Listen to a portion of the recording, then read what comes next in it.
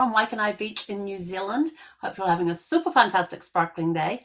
Welcome to Porchlight Letters podcast number 2555.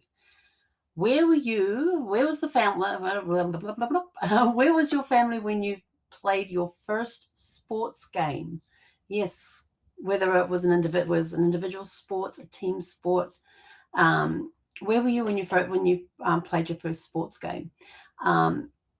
If you hear any weird noises, it's because it is extremely windy here today. We've got some strong winds coming through. And they're coming from the north, and that happens to hit this side of the house along here where my windows are. And it's been very blustery today, and I got woken up at 11 o'clock last night and again at 12:30, and then throughout the night, because I had to be up at 1 o'clock for a 2 a.m. start. And it was just like there would be this massive downpour that would last for maybe 5 minutes, and then it was gone. And then you had the strong winds on top of that. So it made for a very interesting night trying to get a good night's sleep, knowing I had to be up at 1 o'clock. So fingers crossed we get a good night's sleep tonight without the wind and the rain. But anyway, so sports game. And I'm sitting here as I'm working on this one, I'm thinking, what was the first sports I ever played? And we had PE at school. And so during PE, we learned all sorts of different games and sports and things like that. We played football, otherwise known as soccer. I never did play rugby though. I didn't do that, but I did cricket. Let's see what else to do. Netball. What other sports did we play? We kind of did a little bit of basketball, but that wasn't that big in New Zealand as it is now at the time. What other sports did we play? We didn't call it dodgeball, but it was kind of like dodgeball. There's all sorts of stuff that they kept us occupied with during PE, all sorts of games that we could go and play and things like that. When it came to school sports, I didn't play I wasn't on any sports team until I got to high school, and I played cricket. Cricket is one of our favorite pastimes here in New Zealand for the summer sports. Some people can consider it a very long and boring game. It's a very exciting game because cricket can be anywhere from hang on, what's the max? Max is like 3 hours, I think, 4 hours, 5 hours, 6 hours. From 6 hours, which is high intensity, through to a 5-day game. Yes, depending on what you're playing. You can play a 3-day game, a 5-day game. You can play a 1-day game, which has 50 overs per side, or you can do the cricket max, which is like half the time of a 1-dayer, where you only have 20 overs per side, and you just smash the crap out of the ball. But just go check it out on Google. Used to have a really good explanation for cricket. I wonder if I can find it real quick, because I really enjoyed playing it and I love watching it. So when I got back here to New Zealand, I finally got my TV. I was sourcing the TVs. I had them all worked out what I was going to get, what I was looking for, the size and everything, and I was waiting for them all to come on sale. So when it came on sale, I went and got it. And glad I did, because the next day after I paid for it, the price jumped like about $500.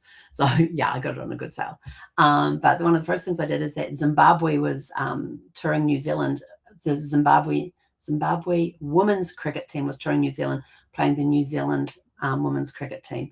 And so I even moved my office into the living room at the time. This is before all my stuff arrived from the US. So I kind of had a little bit of wiggle room with space and stuff. And so I moved the TV in the dining room so I could sit there at the dining table, and the TV was over there, and I could sit there and watch the cricket as it was being played, which was pretty cool. It was pretty cool. It was awesome. No, actually, I was doing that for the Olympics, the Winter Olympics that were on, sitting there doing that, because the cricket was later in the day.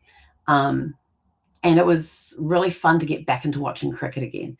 And I had never really seen a women's cricket team play before. In fact, I don't think I'd ever seen a women's cricket team play before. I don't even watch the men playing. And so to watch the women playing was very different. And I loved it, absolutely loved it. And I didn't get to see any of the men's cricket that was on at the time. Actually, I think I did get it one time, because I wasn't paying attention to the schedule when they were on. And I was, oh yeah, well, aren't they supposed to be playing today? So I'll go turn it on, and it'll be the women's one. Oh, okay, we'll watch this. But I haven't really. No, I did get to watch one of the men's games, one of the men's 20 max. That was fun. They play fast, but the women, they're good. But I just felt like I was sliding back into that comfort of watching cricket again. I love the game. There's a few new rules since I played in high school, which was a few years ago. We're talking over 40 years ago when I was in high school, because I left high school when I was 17, which was 42 years ago. Back on the 1st of May, I signed up with the Royal New Zealand Air Force on the 1st of May, 1984. I was in my last year of high school when I left to go and join the Air Force. But before that, I was playing cricket for this high school. But even going and watching the games and supporting the other sports as well was really cool. Tennis, I started playing. I kind of knew how to hit the tennis ball with a racket. I used the racket that I used was my mum's racket when she was a kid, when she was a teenager playing. It was an old wooden racket with catgut for the strings. You could not let it get wet. But that thing, it came in with a canvas cover over the top, and I had a wooden frame that you would put in to keep the shape. But I played tennis with that when I was in the Air Force. I wasn't the greatest tennis player. I could hit the ball. I've played badminton. I've played tennis. And then when my squadron leader, when I was in the Air Force, my squadron leader found out and he was a big squash player. I think it's kind of like racquetball, but with the rackets being a little longer and with a smaller head or something than the racquetball ones, I think. You play it in an enclosed court and you can bounce the ball off the walls and the floor and that sort of thing. And so my squadron leader challenged me to go and learn, because he found out all the different sports that I had played over the years, even if I was just playing them in high school during PE. And he challenged me to go and learn to play squash. And he was a big squash player and played for the base and all of that sort of stuff too. I think he might have represented the Air Force in squash as well. I'm not sure. But anyway, so he challenged me to go learn squash. Well, it happened that my best friend on base was a driver on base, and she was always playing squash, and she represented the base and sometimes the Air Force in squash as well. And I got a dirty mark on my nose. Okay, clean nose now. I think I need to get some screen cleaner. So I got her to teach me. So we traded. I taught her how to play tennis. She taught me how to play squash. And the number of times she taught that, I got yelled at for using tennis shots on a squash court. Yes, it was a lot of fun, and we had a lot of fun, and I actually enjoyed the game. So I went back to the squadron leader and said, had some lessons, been playing, and I said, I really enjoyed it. And he says, do you want to put it the I said, no, I'm playing tennis. And I only ever won one game in tennis. And we were at the interbase. We had all the best tennis players from the bases came together, and we had interbase tournament. And from the interbase tournament, they picked those that were going to represent the Royal New Zealand Air Force against the inter-services tournaments, where we played against the Army and the Navy. And so I went up there representing Wigram, which is where I was based at the time, for tennis. I got on the court at 9 a.m. in the morning, and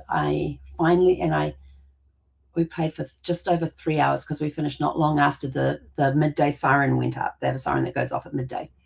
And I went to a tiebreaker. Yes, I went to a tiebreaker. So we played all 3 sets.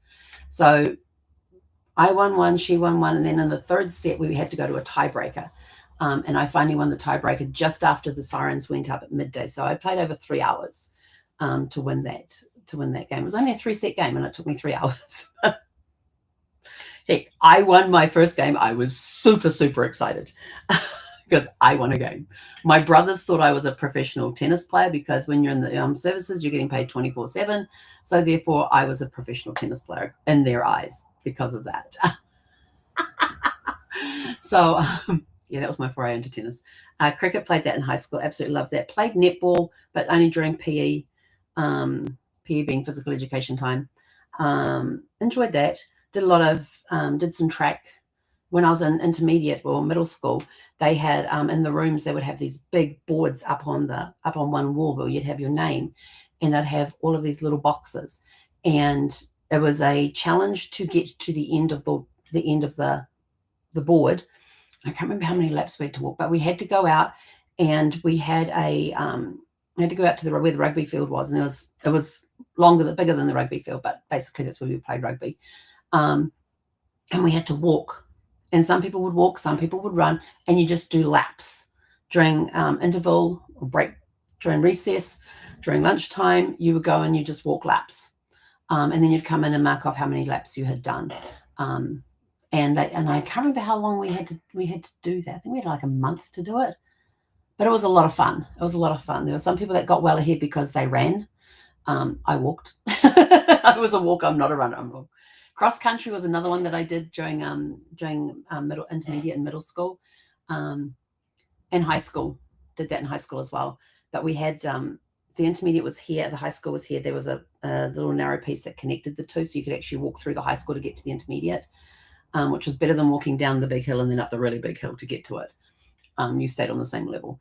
And then there were these paddocks all the way around, and then yeah, the cross country was fun. Some of us ran it in bare feet. Some of us had sneakers on. We got a lot of bare feet here in New Zealand. And you'd run through these paddocks and over the fences and up hills, down hills, through the sports fields and all of that sort of stuff. Yeah, that was a lot of fun. I did not like doing the uphill thing. I'm not a runner. I did gymnastics for a little bit. Gymnastics would have been the first sport that I did, because I remember starting that when we were living in Fielding. And then when we got to Waitara, I joined up with the gym club there and was doing gymnastics there. I was not the greatest gymnast. It turned out I was a better coach than I was a gymnast. And at the age of 13, I became a coach for gymnastics. And by the time I was 16, I was the head coach for the club that I was part of, and doing all of this. And then I got when I moved back to Tawa, I got another job coaching at the Tawa Gym Club, and again ended up taking over head coach role, and that was doing all the schedules, all the classes, putting people into the different classes and stuff, and making sure we had coaches for each class, and we had parent help and all that sort of stuff as well. So it was a lot of fun. I had to give that up at the age of 23, unfortunately, because I developed tendinitis in my wrist, which made my wrist very, very weak, which meant I couldn't spot the kids when they were tumbling or on the beam and vaulting and that sort of thing. It became very difficult for me and very painful for me to do that. And so I went cold turkey on gymnastics. Gymnastics was my first love. I always loved gymnastics. And I went cold turkey on gymnastics. I could have stayed. I already had my first level certification as a judge, which meant I could have gone and done scoring for exams to see if they passed their badges. For recreation, you had different badge levels. So going and doing that, and then I could have gone on and got my other certifications as judge to then go and do competition judging as well. But I was so pissed off. I just went cold turkey and did not look at gymnastics. Didn't do anything about gymnastics for at least 10 years. And by then, all these things had changed. The equipment had changed. It suddenly had springs in the mat on the floor. And I'm like, what the heck? Suddenly had this springy surface. So I was pretty active as a kid. Oh, swimming was another one that I did as well. Loved to swim. Was not the greatest swimmer, but I did have fun swimming. Enjoyed that. What else did we do? We just had so many. See, the thing here in New Zealand is that when you go to school, they teach you all these different sports. You have your PE section and you go out and you play a different sport, just to get the hang of it, to see what it is that you like. So you get exposed to this. Rugby and cricket are the top two that you learn. Rugby, cricket, and football, being soccer, are the main ones that they teach, that they taught us in school, because they were our national sports. But there were kids that were in primary school and all that, elementary school, that would play rugby outside clubs. We didn't do it for the school at the time because of the age. They went and did outside clubs for that, if they wanted to play rugby and cricket and stuff. It wasn't until you really got into high school that you did the team sports and did the competing against other schools and all of that sort of stuff. It wasn't until high school that kicked in. But during that time, you got taught a whole bunch of different sports, including track and field. What was the one I loved to do in track and field? I was throwing the discus, but I could never get my feet to do what they were supposed to do. I love throwing the discus. Just my feet just wouldn't cooperate very well with that. But hey, javelin was another one I was okay with, but I kept tripping myself up with my feet. I was coaching gymnastics. My balance was pretty good. My coordination was pretty good. But for some reason, when it came to javelin and discus and shot put, things just didn't coordinate very well. But think about some of the sports that you had. Where can I go back with sports?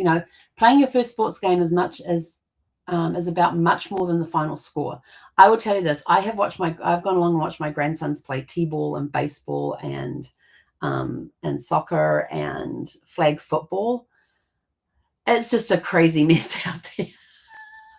But I absolutely love watching them because they are there for the love of the game. They don't really care what the score is. It's just like they just get out there and do their thing. And when they're little, that's just, oh, there's the ball. Everybody goes after the ball. You know, they hit the baseball off the tee-ball stand, playing tee-ball and stuff, and they hit the ball and they forget that they're supposed to run, and it's just, you know, part of the learning and everything. It's just so cute, these innocent little kids playing this thing. For many of us, it was our first taste of teamwork, competition, and discovering what we were capable of, whether it was football, rugby, cricket, netball, baseball, softball, swimming, athletics, hockey, or another sport.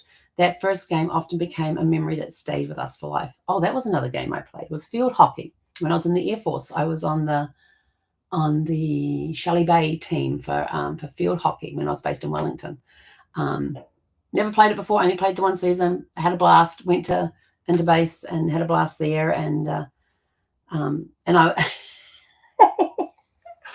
and I had my brother's rugby boots that I put on. They were a little too big for me, so I stuffed the toe with another pair of socks. Because I didn't know if I was going to keep playing field hockey or not. They provided all the equipment. I had to provide my boots. So I borrowed my brother's, was it rugby boots? I think it was his rugby boots. And they were a little too big, so I kind of had to wear a double pair of socks to make them fit and have some stuff in the toes. That was so funny. There were butterflies before the whistle blew, excitement as family and friends gathered to watch, and the thrill of wearing a team uniform for the very first time.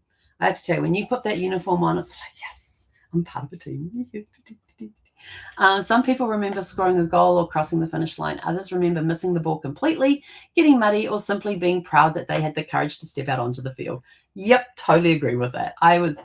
Even though I enjoyed the physical activity and everything else, I was not an athlete. I did what I did and had a blast doing it. Sports has a wonderful way of bringing people together. It teaches us about encouragement, resilience, and celebrating success as a team.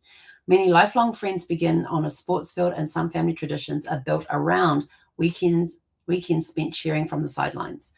These memories are just as much a part of our family history as birthdays and weddings. They tell future generations about the activities your family enjoyed, the lessons they learned, and the experiences that helped shape who they became. So think back to about your sports. Did you play sports in school? Were you required to? We were required to do physical education. We had throughout all my school years, we had a period of physical education. It was in the schedule, 2 or 3 times a week, and just getting out there and just having a blast. It was such a great time. It didn't matter whether you won or lost. It was it doesn't matter if you win or lose. It's how you play the game. I don't know who said that, but it is so true. Did you show up 100%? And did you give your all when you're out there on the field? Did you have fun? Whether you won or lost, it doesn't matter. It's how you play the game. Were you the good sportsman? Were you the one that if a member on the other side of the team tripped up or whatever and were laying down on the ground, did you go over and help them back up again? Did you go over and see if you could help them before the other players got there? Just that sort of showing the good sportsmanship on things. And, if you made a mistake, apologizing for it, for making that mistake. So just showing up, doesn't matter if you win or lose, it's how you play the game. That is so, so true. That's why I love watching kids play sports, because it doesn't matter if they win or lose, it's just how they play the game. And watching kids play can be I love watching kids play sports. Your family tree challenge. Ask a family member about the first sports game they ever played. What sport was it? How old were they? Who came to watch? What do they remember most about that day? Did they win or lose? And did it even matter? Record their stories today, because sometimes the memories that last the longest begin with a simple game. And let us know in the comments below some of the stories that you uncover. And with that, I am out of here. Go out and have a super fantastic sparkling evening, and we'll catch you guys back here tomorrow evening at 6 p.m. Pacific for our very special edition. We have a special edition on, and we're going to have something. It's a surprise. We're going to have a surprise for those that come and watch us live. So if you come and watch us live tomorrow, as we celebrate the end of 7 years of daily lives, right? Yep, we're closing out year 7. and getting ready to start year 8 of daily lives. So come join us tomorrow at 6 p.m. Pacific for a very special edition of Porchlight Letters podcast as we close out year 7 and get ready to begin year 8. So with that, we're out of here. Have a super fantastic sparkling evening. Hei konera.